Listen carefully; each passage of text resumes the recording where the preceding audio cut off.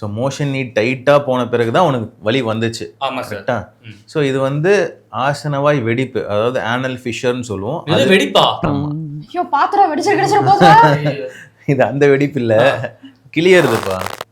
உன் வாயில் ஒரு புண்ணு வருது, உன்னால் வாய் திறக்க முடியுமா? முடியாது சார், வலிக்கும்.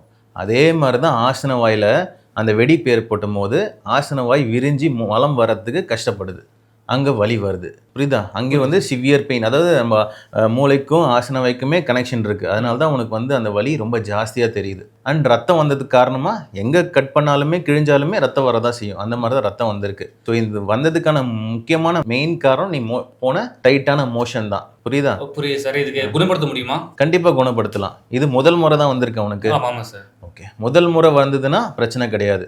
இதுக்கான மெடிசன்ஸ் கொடுக்குறோம், பெயின் கில்லர்ஸ் கொடுப்பேன், ஒரு ஆயின்மெண்ட் தருவேன், அண்ட் வெந்நீரில் கொஞ்சம் உட்கார்ற மாதிரி சிட்ஸ் பாத்துன்னு சொல்லுவோம். அதெல்லாம் நீ பண்ணினா இதுலேருந்து நீ வெளியில் வந்துடலாம். ஏன்னா உனக்கு 10 நிமிஷம் வலி தான் இருக்குது. மோஷன் போயிட்டு வந்து அந்த 10 நிமிஷத்தில் வலி குறையறதுனால கண்டிப்பாக இது வந்து சரியாயிடும் மருந்துகளே. இதுக்கு ஆப்ரேஷன்லாம் பெருசாக தேவைப்படாது. அதனால் பயம் தேவையில்லை.